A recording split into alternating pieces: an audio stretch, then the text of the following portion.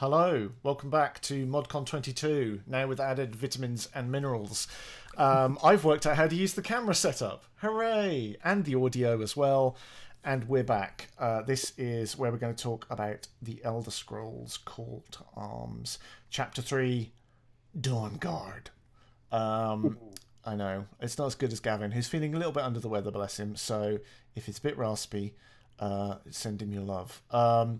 I am joined once again by Ryan and Sam, and this time in the captain's chair is Gavin, and ably assisted, who sits to the side of the captain's chair?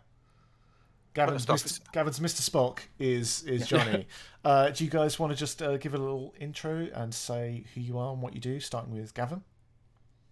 Sure. So I'm Gavin Dady. I am Senior Project Manager at Modiphius. I'm also visionary for Elder Scrolls Call to Arms, along with Acton Cthulhu and a couple of other secret projects as well. Cool. Johnny? Yeah, I'm Johnny Latrobe Lewis. I'm the lead 3D designer at Modiphius Entertainment, and I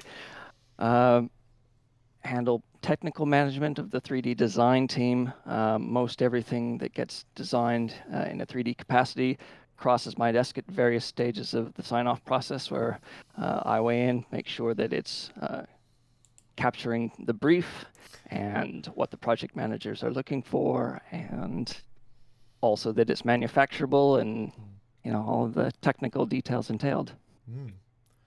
And Ryan and Sam, we've had a bit intro to you, but just in case anyone's just dropping in, just briefly tell us who you are and what on earth you're doing here. Good questions I ask myself every day when I open my eyes. My name is Ryan, YouTuber on War Games News Radio. You can find us on War Games News Radio on YouTube. We got brand new Twitter, which we're trying out the Twitter sphere now, as well as Instagram. So you can find us there for lots of Elder Scrolls Call to Arms battle reports, reviews, as well as Fallout Wasteland Warfare stuff. And really excited because tomorrow, actually on Sunday, got a brand new battle report coming out for Call to Arms. So go check that out. It's part 2 of my Journey to High Hrothgar series. So yeah, we're climbing up them steps. We've only got another 6,500 or more to go. And there may or may not be some frostbite spiders involved in this one. So hopefully you guys go check that out. And really excited to be here. Can't wait to see the new stuff. Nice. Yeah. Sam, what about you? I'm Sam. As you spoiled there, Steve. You give it away. It's written under your face on the screen. It literally says Sam. Oh no. Yes, I'm Sam. I run a channel called the Tabletop Hub, also Tabletop Hub on Instagram as well, covering Fallout Wasteland Warfare, Elder Scrolls Call to Arms, helping you learn how to play the game more easily, and equally just get your minis painted. And yeah, I'm not journeying up High Hrothgar at the minute. I'm just not fit enough. You can come along. I'm gonna name one of the minis. Maybe there's maybe Sam will make an appearance in a future battle report there. Put him in a cart. Just carry me up there. just carry you up. All good. Yeah. Cool. So as you may have guessed, we are. If you saw what we did with Fallout, we're about to do that again, but Elder Scrolls basically. Yeah. It's so good. Why not try it twice? The theme of this one is Chapter 3, The Dawnguard. If you have been following us on Instagram and Twitter and all those places where we put messages in your head, you will have seen like videos and images of some of Chapter 3 already, because it's already started coming out there. So we will reiterate those just in case you have missed them, because they are beautiful and we're really proud of them. Plus, we will also reveal absolutely everything else from Chapter 3, and like I said, maybe more. It's like when bands go off and they're like, maybe we'll be back. It's like you'll be back. You're coming back. So maybe there'll be other stuff. There will be. So if we start off with the videos for the Dawnguard, and then we'll be back after these videos.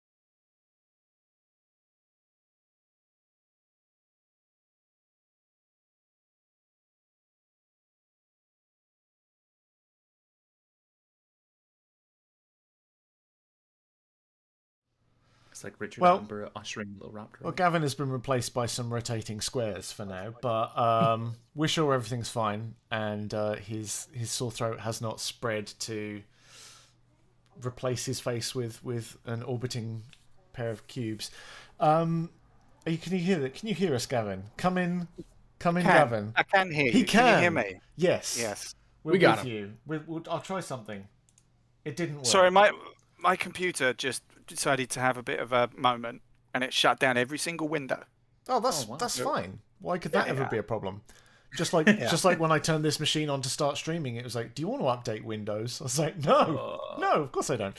But I managed to ruin it all by myself. Anyway, so Hey, he's there I back. am. He's back. There we go. Lovely. The Dawn Guard sets. There's 3 of them. There's the core set. There is the Dawn Guard Stalwarts, and then there is the Vampire Hunters. So, oh look. Ooh. Someone may have a sneak preview of the stuff. 3D. It's the real thing. So Yeah. Gavin, is there anything you want to say overall about these? Obviously, we will be tolerant with your larynx. Yeah, so Dawn Guard are a favourite faction of mine, mostly not because of especially what they do, but because of the way they look. The brigandine armor that they wear and those ornate shields, and just the whole armored warrior aesthetic they've got. Plus, of course, they've got doggos. They've got Bran and Skierlang, and they also have armored trolls as well. And the armored trolls are just amazing. And Johnny and the 3D team just did an amazing job on bringing them to life. The dogs, especially, I think, are just full of that doggo energy, which is brilliant. They, as a faction, they're really interesting because we're actually still waiting on the Chapter 3 card pack to come out of approvals with Bethesda. So nobody will have seen the rules for them yet, but they've actually got some really interesting rules. And they have, as you would expect, special rules for fighting vampires as well, and they have special rules about they do more damage against them and so on and so forth. Oh, but cool. we also wanted to reflect the fact that the Dawn Guard recruit people from everywhere. So they also have a special rule whereby if you are recruiting heroes into the Dawn Guard faction, the heroes that you recruit can also use their own faction special rule as well as the Dawn Guard special rules as well. Oh, that's so you cool. can get some really nice synergies with that, because when you join the Dawn Guard, you don't forget everything you learned as an Imperial Legionnaire or as a Stormcloak or as whatever. So that gives them some real nice combo. What if I get this guy with this guy, and can I synergize the two? The effects still only apply to that character, but you can get some really, really nice synergies with them as well. Amazing. That's really cool. Yeah. Yeah. Having that crossover is really neat. I mean, we've seen sort of a little bit of that before, with like the Dawn Guard, the Dragonborn Nightingale, and things like that, like sort of bridging a couple of gaps, but to have sort of a mini or a box that can sort of do a little bit of double duty in a couple factions. That's really fun. We didn't want it to be one-trick wonders as well, because obviously they're good against vampires, right? But we wanted there to be more reason to want to field a Dawn Guard party than just because you want to fight vampires. And so we thought that gave them a bit more utility outside of, because if you're fighting against Draugr or something like that, your anti-vampire, stuff is not as effective. So you need something else to make you a rounded faction. Yeah. Plus, if you're going to go fight vampires, there's going to be other stuff on the way. You've got to have a well-rounded team. Yeah, and we'll talk about some other interesting stuff when we get onto the bandits as well, because they have a similar sort of thing as well. Cool. Johnny, what were the pieces you worked on this? What was the overall process like? Well, most of the stuff that I worked on in this wave will be revealed throughout this segment. So mostly I'm, in the technical review segment with the Dawn Guards. Dawn Guard, we kind of split up the effort between these sets that we've seen here and others we're about to show between the various teammates. I mean, there is a fair amount of interplay between various team members. Might do some weapons that get used by another team member in a different model, but most of the Dawn Guard were sculpted by Joe, who anyone who was on the last segment for Fallout Wasteland Warfare would have heard her speak. And the Armored Troll was done by Chris Pesey, and Brandon Skillang. The dogs were also done by Joe. Cool. Very cool. Yeah, that troll, I had to put it. I haven't painted it yet, but it's one of the coolest minis. Yeah. That you could get your hands on. Just a really cool deal. Like, I saw someone say in chats, like, that's a troll? I thought it was a werewolf in armor. It's like, yeah, sure. Why not? Yeah. Yeah. Yeah. I mean, either way, I don't want to take him on. He's a big old fella, but no. Sam, have you got any thoughts on the Dawn Guard, or? Yeah, I mean, I think they just look stunning. I think it was the Vampire Hunters box. Wasn't that one that we saw where they were? It's kind of more of like you've got your core set and then your faction box that you can add on to it. They look. It's just the armor. It's so striking, visually striking. I think it's equally what Gavin said about how this faction plays makes so much sense, but equally adds a ton of replayability to these guys as a faction too. In that they're in the way that in a certain regard they're very modular. Especially with the fact you kind of get your faction rules and then your kind of core rules with them as well. Equally though, I think we all agreed during when the little videos were playing. I think did we say someone in chat was saying about how someone's gone through and age highlighted all these armor plates.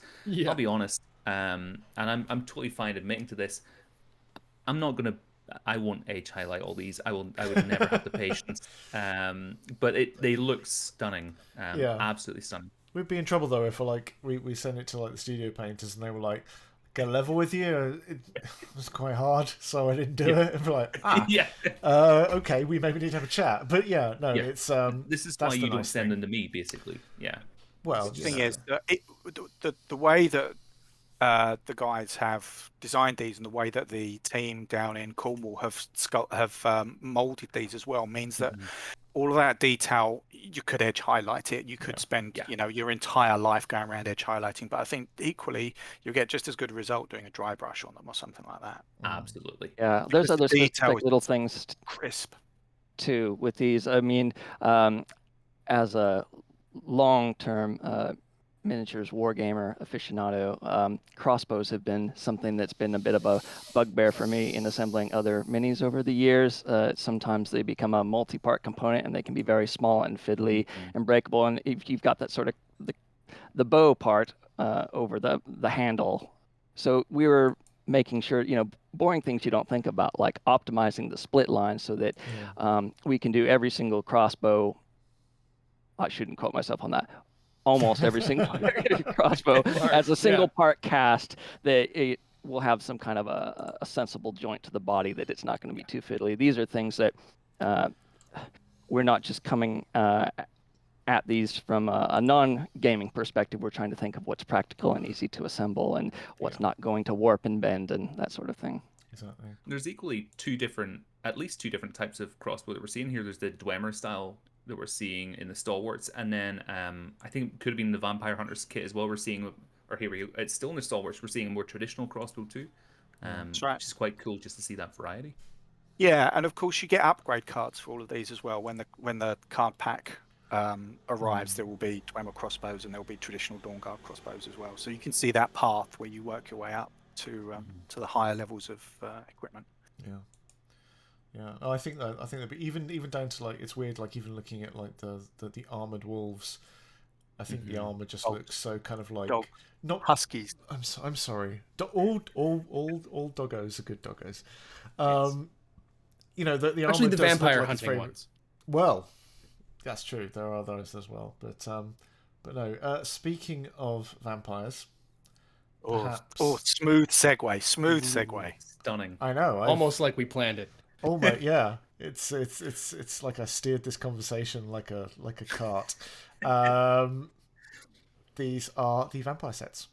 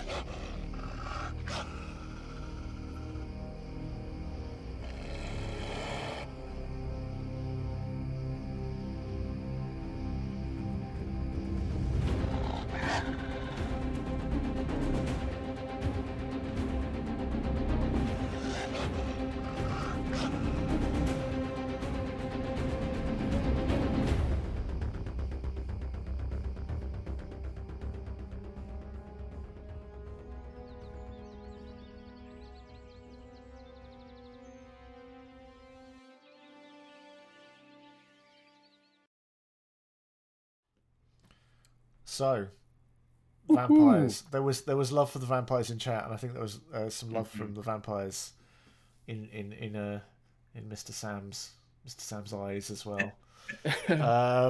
But yeah, so we've got the vampire core set, the Volkihar Inner Circle, and then the vampire fledglings, which you won't have seen yet. Those were the new addition.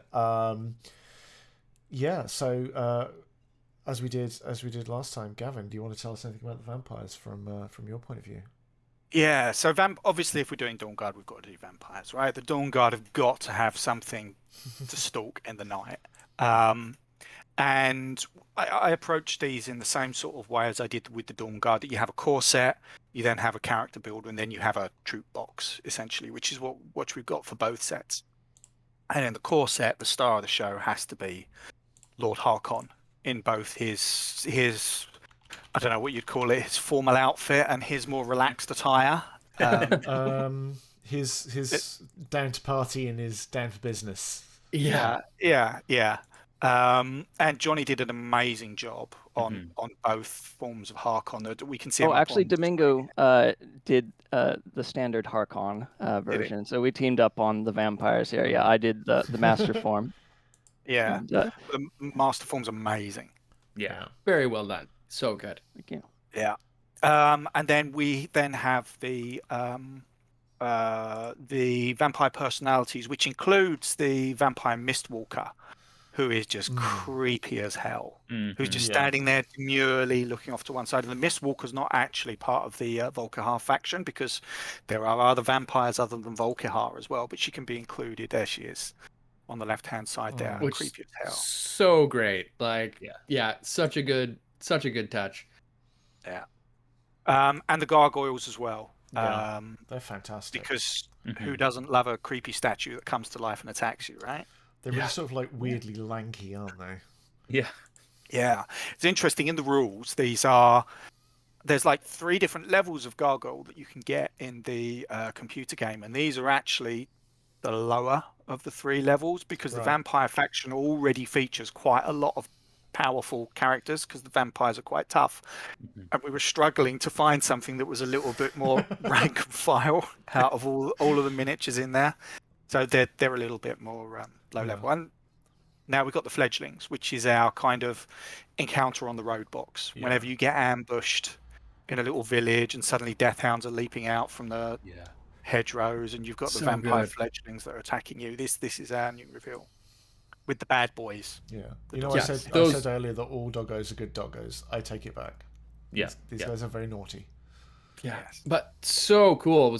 I don't know why I wasn't expecting to see death hounds, but of course they are. And just like the detail, like the teeth on them. Oh, that's nasty. That was a casting challenge. I bet. Yeah. What was the so how did cool. you get around that? What was the process then with those, Johnny? Well, okay, so this was Domingo's project. Like I said, I just out of this series did the gargoyles and Harkon Masterform. The rest of the vampires and the vampire hounds were all Domingo's projects, and everyone on our staff team at present are years and years of experience, and we just have quite a lot of fun coming up with new ways to tackle new challenges. I mean, I can't think of another example any of us have ever worked on that would be exactly like this vampire hound here. So it's just, figuring it out, looking at what your sort of pull direction is going to be in the mold, anticipating that in advance based on what the pose is going to be. And then just thinking, right, what's my sort of undercut tolerance? How far can I stretch the material, the mold material, before it gives and tears? So we're kind of thinking in our head, calculating how many pulls are we going to get out of this, because you can't have the molding team constantly making new ones. And so it's just optimizing all of these figures, and it's something that you get a feel for over time. But we're also making each tooth individual enough to to highlight each one and pick it out and have enough spacing between them at the scale. And so it's quite a bit of abstraction as well. Yeah. I think it's always amazing hearing, like Johnny, we had Joe earlier on as well. It's like hearing the team talking about the process that goes into designing these, because like for likes of Ryan, myself, and probably most of the folks in the chat, we just kind of see this very beautiful finished product. It's like, oh, this looks really cool, I'm going to go play with this and paint it. Yeah. And it's like hearing the amount of thought and trial and error and the process it goes through just to see what we see on screen is crazy. But We pour over these things. I mean, really get right in there on every single model and try to anticipate things, because we don't want to move backwards. We're always so excited for the new briefs that are coming our way.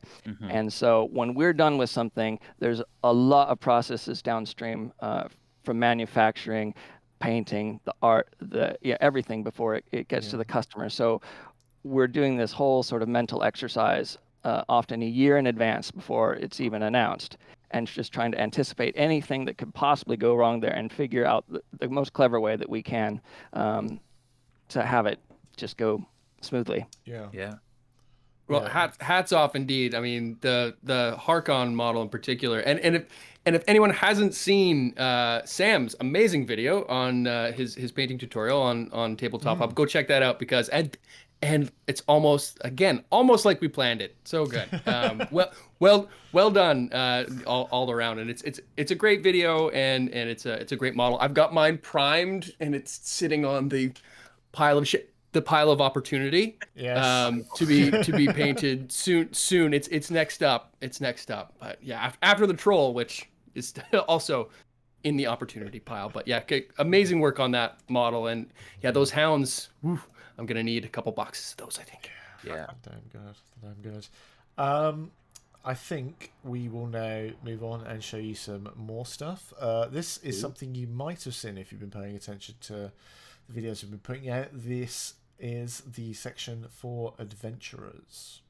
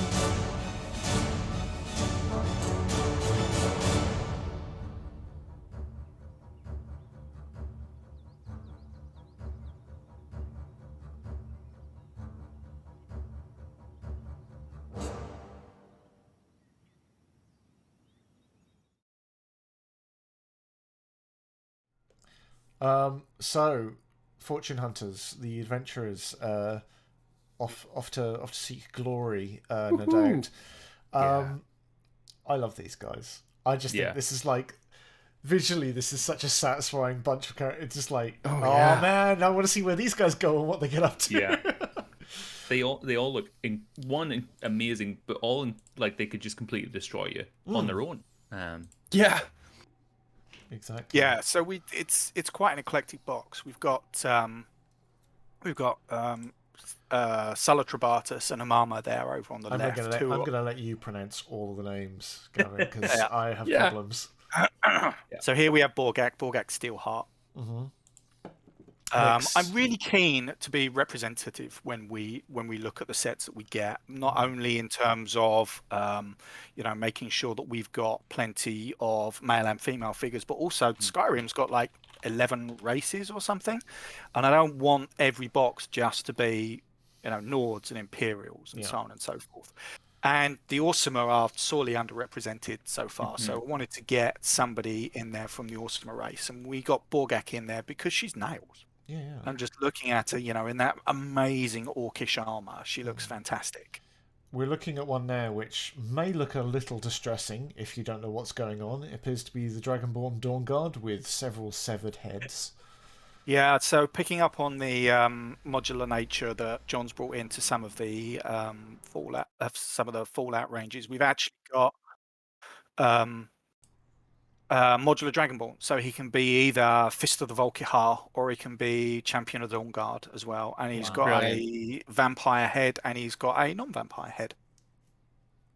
And that armor too. Is that the like the old Falmer armor? What's going on? It's wicked. Yeah. So this is actually kind of a high level. It's actually based on my Skyrim character. That's awesome. And he's got kind of the high level armor. He's got a dragon bone sword there. You can just see, and believe me, you don't want to be hit by a dragon bone sword. Green, black is nasty. He's got Oriel's shield, Oriel's bow. He's got sun hallowed or blood cursed arrows. He also has a circlet there, which in game is the Ethereum circlet, which lets you summon the little Dremor spidery dudes that run around as well. So yeah, he's we've seen some other versions of the Dragonborn. We've had the Dragonborn Steadfast and so on and so forth, and the Nightingale, and now we've got a real high level Dragonborn. This guy's been adventuring, hence the grey beard. The Dragonborn Bamf. That's why I've got a grey beard. I've been adventuring. It's nothing else. Yeah, me too. There you go.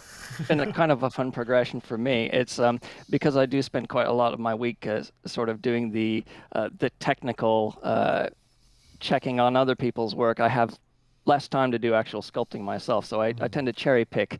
I guess perks of being the team lead, and so I've done up till now anyway every single variant of the Dragonborns that we've done for this series. So just to get to see them in all sorts of different guises, different genders, different outfits, different scenic bases, it's been a fun series. Nice. And this was completely different to anything we've done. Everything is unique about this sculpt. Did you find that Gavin was a little bit excited about getting a character sculpted based on his Skyrim character? Oh yeah, absolutely. And he's not the only one. It's pretty funny how sort of, in the Modiphius crew, little Easter eggs of, people in the club end up in miniatures form in one subtle way or another. That's awesome. Yeah. Then we have Sulla, and Sulla and Amama go together. You meet them when they're actually having a fight, and these two can actually be posed together, so they are recreating the point where you meet them as well. Okay. Oh, I can see that now. That's brilliant. Yeah. So Sulla is thrusting, and he's about to lob a fireball into Amama's face. She's defending with her Targe of the Blooded, which has obviously the spikes coming out of it as well. So they're a really nice pair, and they've got some interesting rules as well, where if you have them together on the table, they can end up having a bit of a tiff, and they can end that's awesome. If things go badly, they can end up having a bit of a fight with one another as well. But they also get bonuses to both being on the same team as well. But there's kind of a downside to it. Ooh, amazing. That's fun. Um, To see Serena in there too, not to cut it, but like that, I was been waiting for that one for so long. I was like, when is that? Like, there's 2 vampire boxes. When is it? Oh, there it is. Yeah. We actually have rules, a couple of different profiles for Serena as well, so you can reflect the couple of different outcomes depending upon what you choose to do with your relationship with Serena as well. Oh, that's cool. Very cool. Yeah. And then crouching down at the front there, we have our first female Argonian, I think, which is Deja. Yeah. Who's quite a stealthy type, and actually ties in a little bit with the other faction that we've got in this chapter as well, with the bandits. Bandits, you say? Should I run a video? What a segue. Yes, there we go. Here are the bandits. 3 for 3.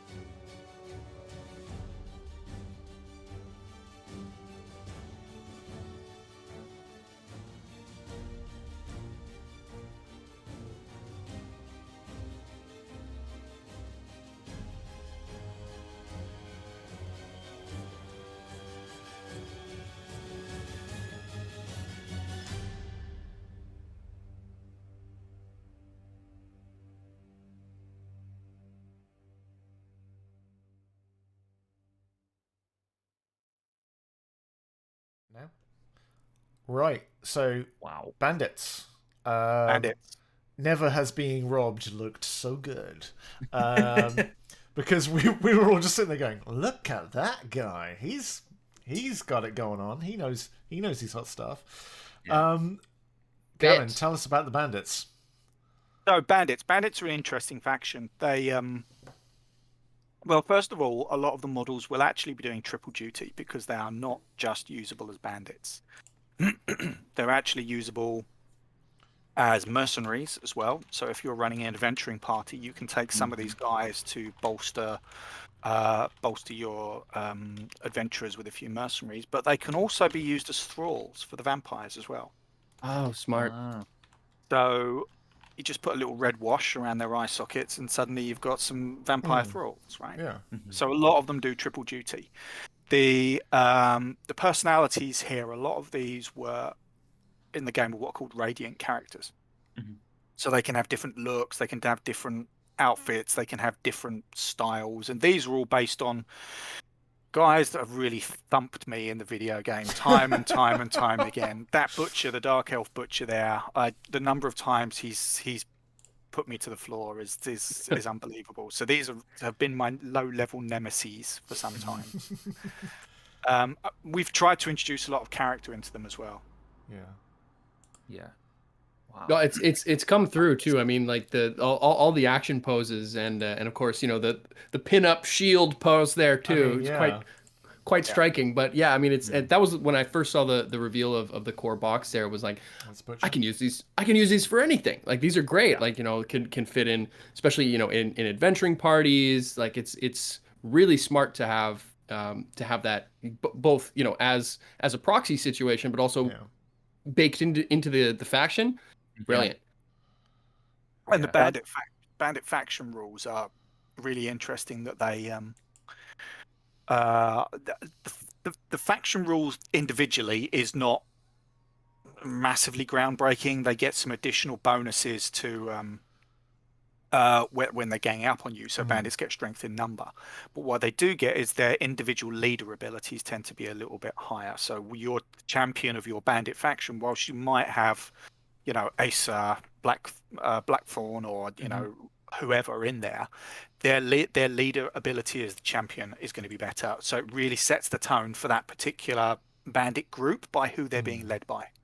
So the butcher, a bandit faction led by the butcher, will have a different flavor to one that is being led by Rorlach or somebody else. Wow.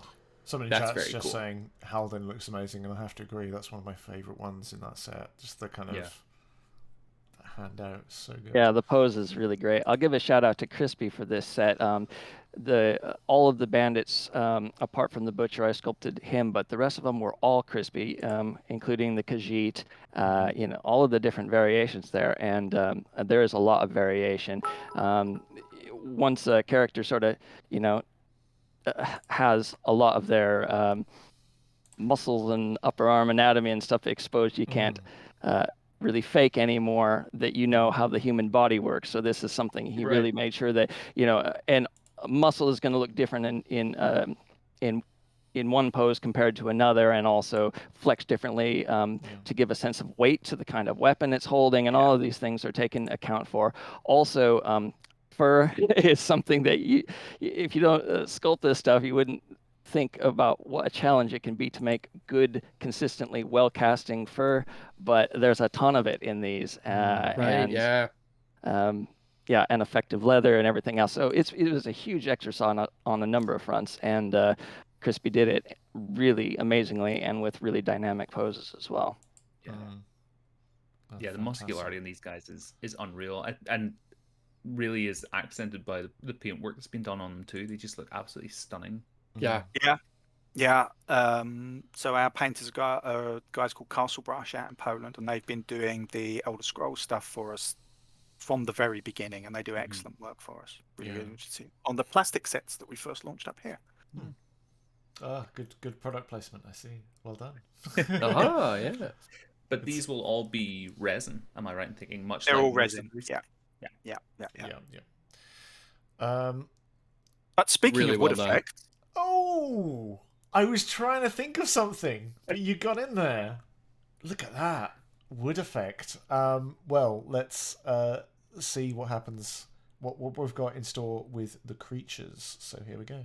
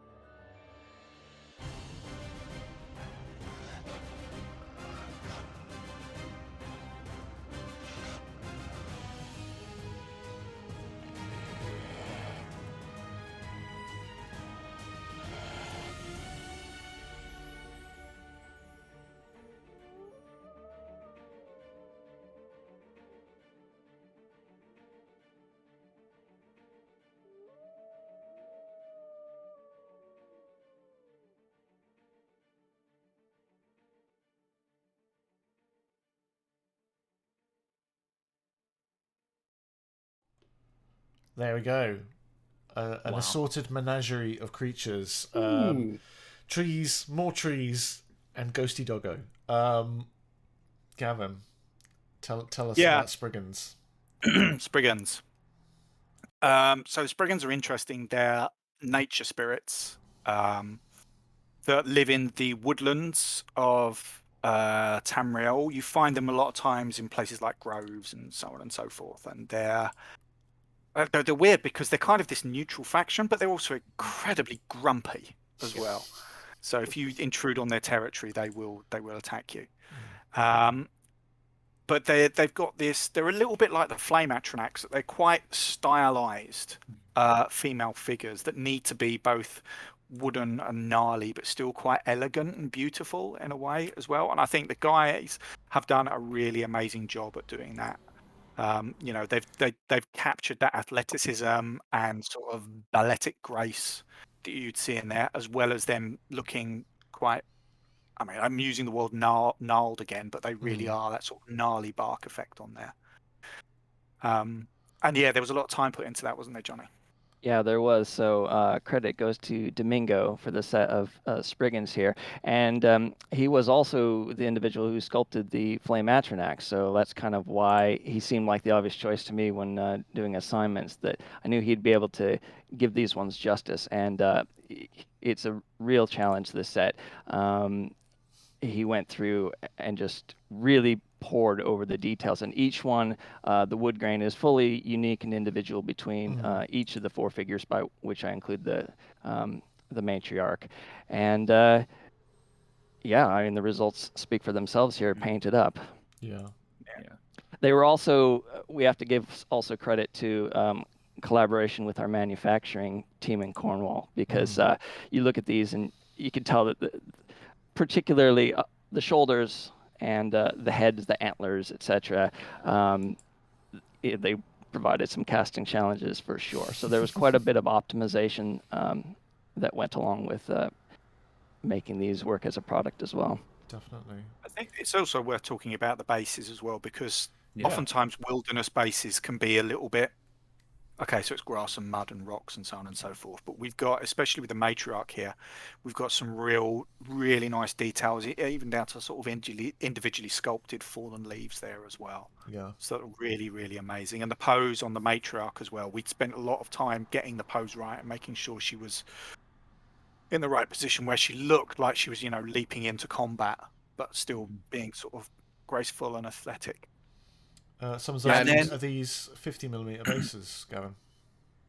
I think the matriarch is on a 50mm, and I think the Spriggans are on 40mm. I think. Looks about right. So it's kind of hard to tell, but looks about right. But like that, the base on the matriarch, oh my goodness! And like just looking here now, the palm of the hand reaching out, like the little knots and all the like. That's throwing bees, man. She's a big handful of bees is coming right at you. Not the bees. Not the bees. Oh yeah, that's unreal. Also, familiar. Yeah. The familiar, yeah. Yes. Yes, the wolf familiar. So the familiar is our promo miniature for this wave. So we'll be including them in with our bundles, which we will be announcing in the near future. And obviously, for those, in case you hadn't noticed, it is clear resin. Yes, it is clear resin. Yes. just in case you were like, well, that picture looks like they've done a very good job of making it look blue. No, it's all clear resin. Yeah, translucent blue resin. We've been experimenting with different coloured resins in the past. Some of you might have heard of travails we had trying to make the flame atronax out of orange resin. Yeah. So if you put any paint on them, they went green. So we've kind of had to be a little bit selective about it, but you'll see some more coloured resin where John is leaning more into modularity with the Fallout stuff. We've got some sets that have got different bits of coloured resin in Chapter 4, more on which at a different time. Do we know if this will be available outside the bundle, or is it going to be just the bundle? It will be show and convention, and in due course will be available elsewhere, but for a limited period of time, it will be part of the bundles. I thought that was the case. But we are going to be doing something new with our bundles in the future, which is still in the early days at the moment. We are looking at an alternative way for you to be able to collect Elder Scrolls Call to Arms through a kind of reinvention of the bundle process as well. Yeah. Interesting. And that's all I can really say about that right now. I am nothing but curious at the moment, right? Like I've got my news reporter hat on my day job. I'm like, so let's dig in more into that. Yeah, exactly. And Gavin is like, no comment. That's it. That's all you get to hear. Well, it's better than that than we just make some stuff up and then go, I didn't really like it. It's very early days yet. Yeah. Okay. So that everyone in chat and people is Chapter 3 Dawn God in completion. So you've seen some, like I said, some of these videos are already on YouTube. We'll be uploading the rest every couple of weeks on Fridays. So please do pop over and subscribe. Like I shamelessly begged at the start of this stream, all I actually really want for Christmas is to get to 10,000 subs, because then John will appreciate my work and pat me on the head like a good person. So that would be lovely. But we did promise something a little bit more. Before we do that, But Yeah, before we do that, there's just a couple of other things to talk about with Chapter 3, which is the card pack. sure. Sorry. Is obvious. We haven't released the card pack just yet. It is with the fine folks at Bethesda who are reviewing it at the moment, and as soon as it passes muster with them, it's going to be in a different format to the previous card pack. So we're going towards the format that you've seen in Commonwealth, Fallout Wasteland Warfare. So there's going to be a book and cards all in one, and that book will contain all of the rules that you need for things like blood magic for the vampires and stuff like that as well. And we'll probably follow that model moving forwards as well, because it seems to be working out quite well for Fallout. Yeah. Are they going to be the punch out ones as well? Yeah. Oh, cool. Nice. I'm actually a big fan of those. So cool to hear. Yeah, it solves a lot of problems for us in terms of production, and is a lot faster than the traditional way. And also, making a card pack for Elder Scrolls Call to Arms seems to be the kiss of death for any factory, because we've managed to use a different supplier for every single one of the print products that we've brought out so far. It's a little bit like the Monty Python sketch, where the first factory, burnt down, the second one had a flood, the third one had a flood, then burnt down, and so I think probably avoiding any more card packs in the future is probably a good idea. I think you can't. It's not like Spinal Tap drummers or something. There was other things going on in the world at the time which caused slight problems as well. But there were. The other thing, and I've just noticed in chat as well, the other thing that we are still working on the rulebook update. It is on the very cusp of going into layout at the moment. There's like 2 things that we need to finish before it goes into layout, and then there's some new photographs that need to be taken for a new section in the book.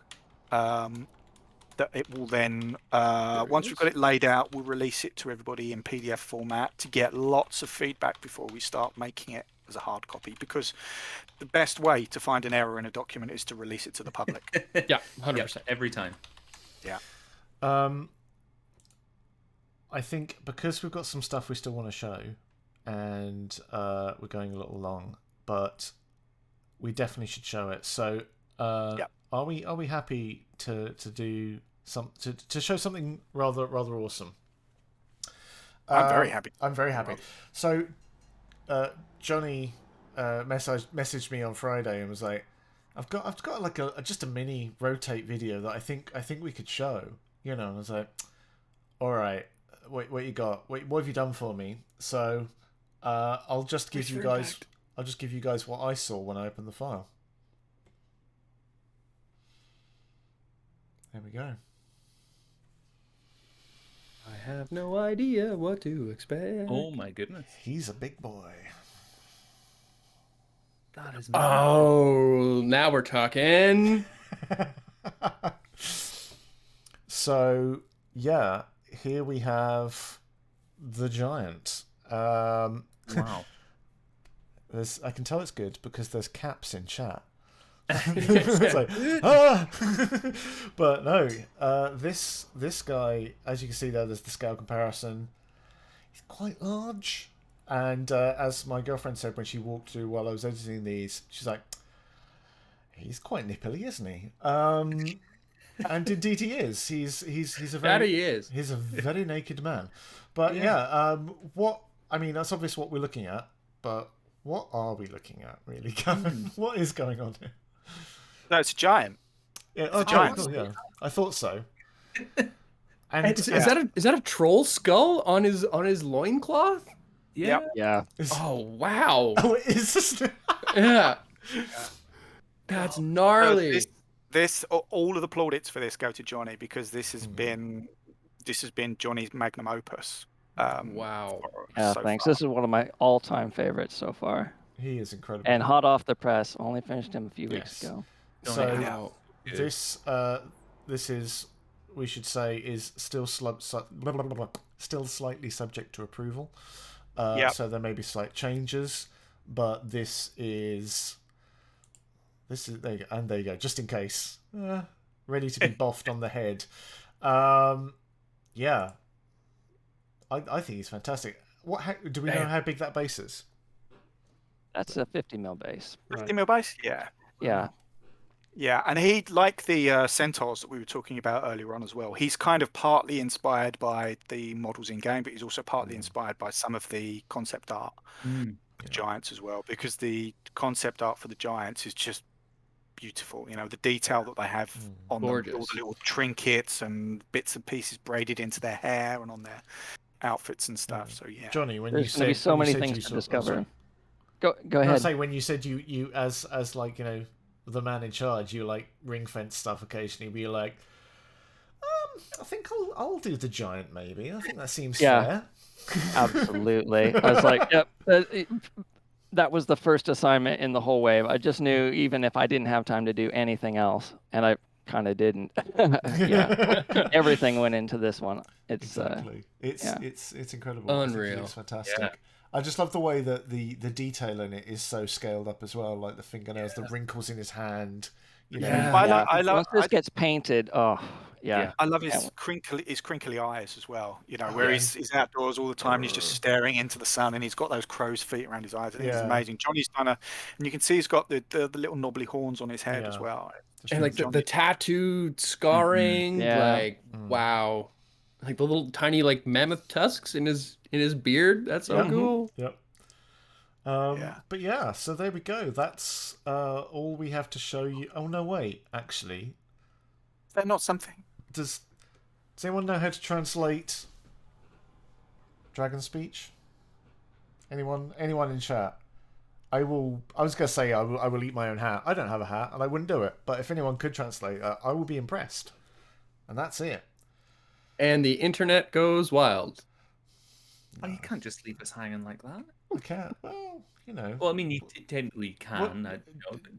Gavin, I think you may know what this says. What does it say? There's Rise of the Dragon Priests. It does. Oh man. Boom. There we go. What? There he is, doing a rise. Wow. So we've seen a Dragon Priest miniature already, but this is a little sneak peek for Chapter 4, which will be Rise of the Dragon Priests, starting 2023. Yeah. And it will focus on, well, Dragon Priests and their followers. And they're rising, yes. Yeah, and the Dragon Priests and they're rising. Yes, rising in the morning. Thing is, it is worth pointing out quite how floaty that mini is. I just love kind of. It's one of the things where people show me this, and I was like, "Yeah, but is it actually touching the base? I'm not convinced. I want someone to do a magnet version where it actually floats." Ooh. Now we're talking. Yeah. He's also unmasked as well. You'll notice he's not wearing. I did notice that, in fact. Yeah, and the two hands there with the spell effects. We are going to try, as I mentioned earlier, we're working with more different coloured resin options and translucent resin options. Okay. We're going to be trying to make those spell effects coloured as well, so you can have fire and ice in the hands. Like that. Very cool. That's big. But yeah. Now I don't know. I'm my lore might be a little bit off, but I'm pretty sure there's only one dragon priest that doesn't wear a mask, who resides on a DLC related island of some kind. Wow. So that has my brain just fully melting at the moment. Yeah. Funny you should mention that, because he is not the only dragon priest Oh. in Chapter 4. And I shall say no more. We shall say no more. But there we go. So that is, and with that, I cruelly cut away to 5 bearded men in close up. We are running a little late, so there won't be any much more to go. But thank you very much. We hope you all had as much fun looking at. Oh, this sounds so cliche. As much fun looking at these minis as we had making them. But no, it is really awesome to just see people getting excited in the chat and really kind of going for it, because it's one of the best parts of working in this kind of field, is just to see people go, "Oh my god, that's so cool!" And you're like, "Yeah, it is. I forgot how cool it was because we've been working on it for years," and you kind of get used to it. But no, it's so cool. Cool. Otherwise, don't forget, if you use the code ModCon 2022 on .us or the .net Modiphius stores, you can get 15% off anything Elder Scrolls Call to Arms, just like you can get anything off of anything Fallout Waste and Warfare, or Star Trek Adventures, or Dune Adventures in the Imperium. Our games have really long titles, and it's hard to say sometimes. But we will we're having a quick break. We are running behind, so if you've turned up and going, these guys aren't talking about Star Trek spaceships, give us 10, 15 minutes to beautify our faces. And I will be back, sorry, but I'll be joined by Jim Johnson, Fleet Admiral of Star Trek Adventures here at Modiphius, and Aaron Player, writer for Star Trek Adventures, and Thomas Marone, who is the art director for Star Trek Online. And the four of us will be nerding the heck out about starships, because we'll be celebrating the release of Utopia Planitia, which is the long-awaited Space Frames and Space Stations fourth book for Star Trek. I nearly got the whole way through that. Incredibly run-on sentence without stuttering. Ryan and Sam won't be joining us again. Please do say thank you to them in chat. It's been lovely having them here and getting their reactions, and just we at Modiphius, we love what you guys do. So thank you very much for being part of the community. It's better for having you guys in it, and we hope to see you again soon. Yeah, thanks for having us. No? Yeah, thanks so much. This is so great, and just my wallet weeps, and thank you so much. Yeah, sorry about that. But yeah, Don't that's be. it. Oh well, there we go. Thank you very much, Johnny and Gavin, and we will be popping off for 10 minutes, so we'll be back in a bit with Star Trek Adventures, and see you soon. Bye.